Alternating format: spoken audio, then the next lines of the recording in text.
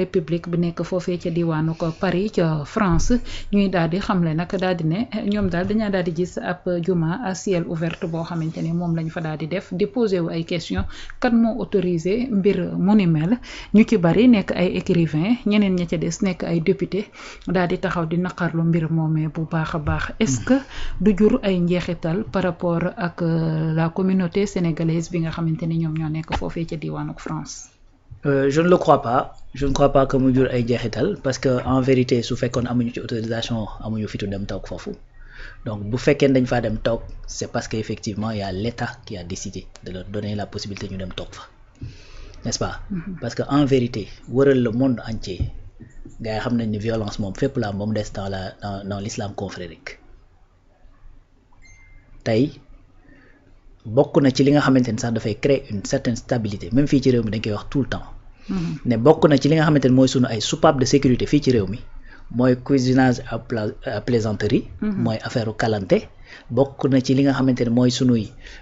mooy sunu ay soupape mooy cet islam confrérique bi nga xamante ni dañ koy dund nga xamante ni bu kilifa yi jógee wax gaa yi dal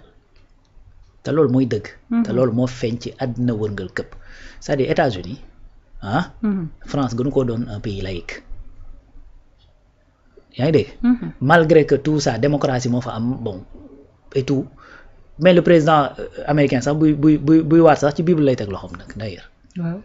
pourtant dafay am Bamba Day foofu te gënuñoo nekk un pays bu am liberté que la France. c'est que les Français parfois. malheureusement ñoom ñoo am une certaine conception de la vie. boo xamante ni c'est totalement erroné xam nga ce qui est plus dommage mooy gis nga ñuy wax loolu Jean Messia c'est un arabe beneen dame bi wax loolu xam nga jàpp sama tur bi même dans son texte mi ngi wax ni moom musulman la mais sauf que l'éducation occidentale moom moo lay c'est-à-dire moo lay def une conception dans ta tête boo xamante ni c'est-à-dire ce qui doit être un dogme wala mu war a nekk une valeur te la koy woyofal.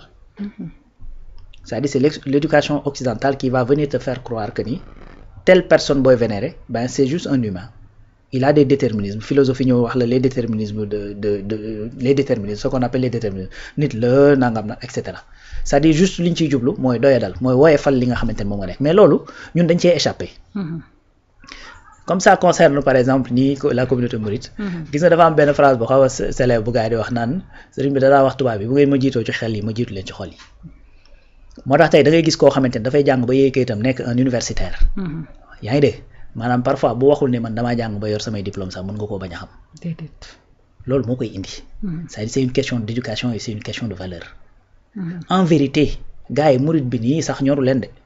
c'est-à-dire encore une fois c'est l'islam proportion yi mu nekk di ko jël ci seen biir société yooyu loolu moo leen xaw a jaaxal moo leen dépassé mais loolu dafay mel ni rek comme si nga bëgg a arrêter la mer par ses bras. Parce que en vérité seeni propre doom ñooy wéy di dugg ci li nga xamante ni mooy diine islam. beneen affaire mooy problème mu France mooy que ni France dañoo am moo tax boo xoolee daam bi li mu wax dafa ne place bi waratuñ koo tuddee place de la République parce que fii laïcité moo fi am donc war ñu leen woon a jox ñu fii ñëw di toog ci place de la République di fi wane seen diine islam donc en vérité li mu wax dafay trahir deux choses un mooy histoire bi nga xamante ne moom la France dund ak diine mais deux c'est de l'islamophobie point barre donc dafa tombé ci communauté mouride bi gars yi di ci wax ak yu demee noonu mais c'est de l'islamophobie comme ni nga xamante ne noonu la nekkee une islamophobie ambiante boo xamante ne dafa nekk ci biir France les gens nag n'ont pas bien compris parce que en vérité tasawuf bi nga xamante ne moom la ñuy dund fii ci Sénégal islam confrérique bi nga xamante ne moom la ñuy dund fii ci Sénégal bëri na ay coow yooyu dégg ci àdduna bi peut-être muy impliqué ay musulmans ak yu ni mel doo ci dégg effectivement ñi nga xamante ne dañu nekk dans l'islam confrérique encore une fois nag parfois bukki boo yabee waxambaane ca doxin wala ñun jullit yi ñun ñoo desee effectivement ànd ni ñu war a àndee. parce que yow yaay gis fii jullit boo xamante ni mooy takk bomb dem exploser beneen jullit loolu su fekkoon amul woon suñu biir am na fit boo xamante ni tubaab bi duñ ko am ba di am lu ñuy waxee. ba attaque yi dina ñàkk. très bien ça c'est un deuxièmement mooy ce que j'appelle l'histoire c'est-à-dire boo demee en France bi nga xamante ni ñi ngi installé la république dafa jëlee la royauté. xam nga lan moo ko indi woon c'est-à-dire dañoo jàppoon ni diine ji dafa dem lëkkaloo ak buur yi ngir di noot population bi ñoom loolu lañ jàppoon conception boobu lañu amoon bi nga xamante ne xeex nañu ak buur yi maanaam dañoo mel ni comme si dañoo génne seen loxo ci ñi leen doon noot ñi leen doon noot nag ñoom dañoo jàppoon ni diine bi la ak royauté bi moo tax dañuy am foofu ce qu'on appelle mooy concept bi ñuy tuddee la laïcité de combat ñoom dañoo jàpp ne lépp loo xamante ni diine la c'est-à-dire dañ ko war rocc ci nga xamante ni mooy laïcité bi ñuy dund parce que diine da leen daan noot lu dëgg voilà léegi nag loolu moo tax parfois ñuy am benn conception bi effectivement de la république wax ne république warta am benn connotation diine sauf que c'est-à-dire république du exclusion diine voilà où la subtilité est du question que ni la république mooy l'exclusion du culte déedéet xam nga la république c'est quoi mooy garantir le culte c'est pour ça que fii par exemple boo ñëwee au Sénégal ñu ne chacun est libre mu am culte bu ko neex mu di ko topp léegi nag état moo la war a garantir nga am la liberté di suivre ce culte boobu ba pare am la protection di ko suivre voilà ce que c'est effectivement la laïcité ñun bi nga xamante ne moom la ñuy dund fii en tout cas tey da ngay gis président de la République bu Sénégal boo xamante ne l'état est laïque mu nekk murit wala mu nekk tijaan wala mu bokk feneen mu nekk catholique ak ci Senghor waaw du dëgg donc yaay gis un ministre de la République bu nekk laayeen wala mu nekk ñaseen voilà parce que ñun en vérité c'est-à-dire la religion nous a libérés ñun religion nootuñu tënkuñu dara loolu mooy dëgg moo tax léegi c'est-à-dire cette laïcité là ce que tubaab yi surtout l'extrême droite comme ni ñu koy waxee conception bi ñu ci am mooy que ni c'est une laïcité qui exclut dans le champ public lépp loo xamante ni dafa am en rapport avec la religion xam nga loolu lan la lay kii mooy contre-revers da ngay dem ba dafay nekk benn contre-revers à la liberté bi nga xamante ni yow moom ngay prôner chaque jour je m'explique da ngay ñëw par exemple tu es libre solo nu mu la neexee nga muuru ñun la war a dugg fii pourtant tu es en train d'entraver la liberté de ki nga xamante ni dafa muuru est-ce que yaa ngi dégg au nom de quoi que la femme par exemple est libre de disposer de son corps ba pare nga ni diw kat waroo muuru di dugg fii donc cette liberté bi ngay wax en fait tu es en train de tomber dans un piège boo nga xamante ni tu es même en train de faire ce qu'on appelle de tuer cette liberté en vérité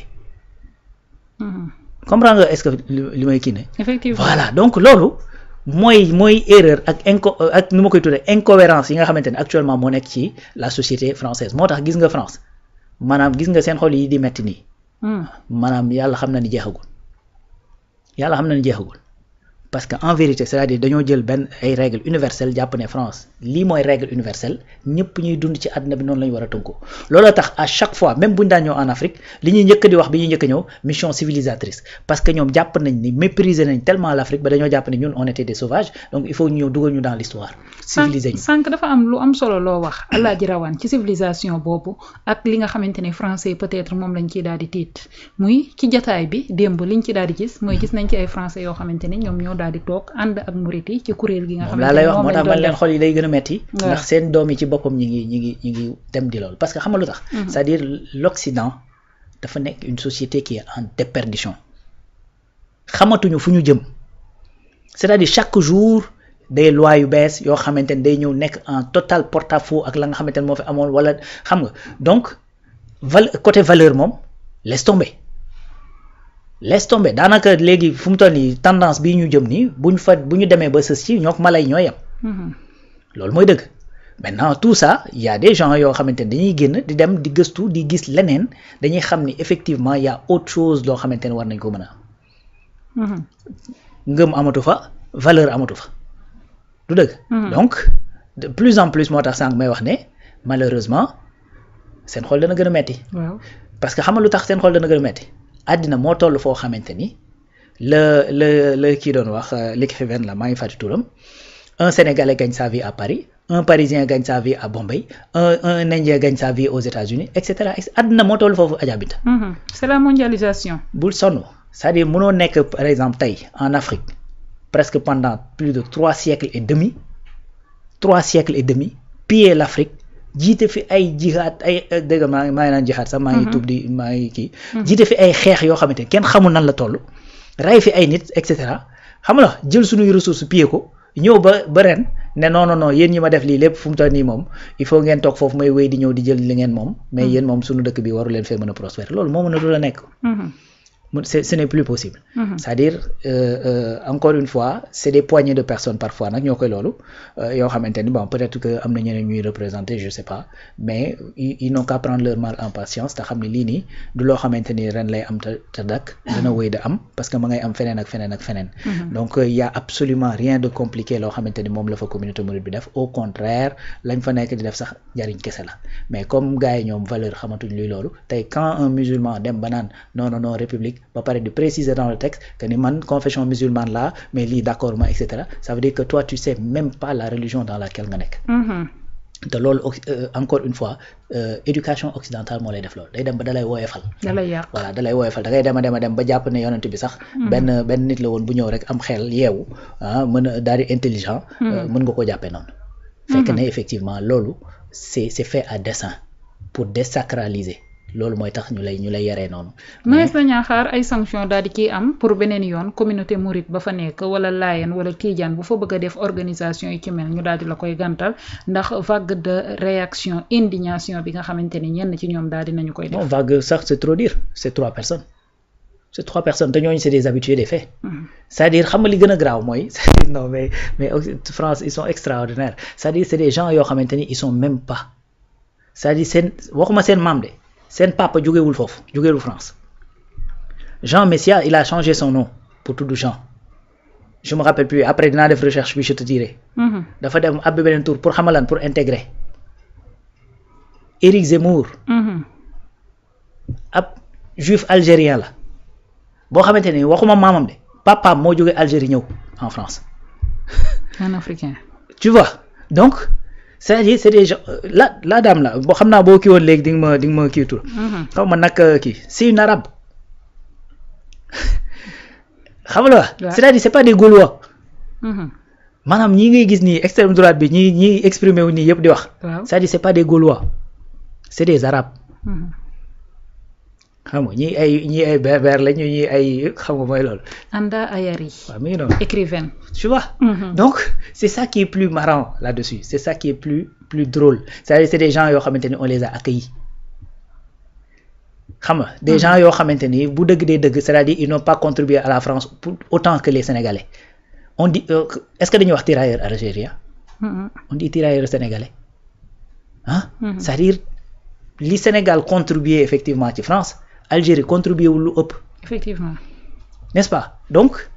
tey bu fekkoon dañoo demoon di revendiquer kenn ku ci nekk di revendiquer maanaam la nga am France bu Sénégal jëlee wàllam boo defal ndànk comprendre nga fi mu bëgg a. waaw waa kay dara dootu fa des. mu ngi noonu donc encore une fois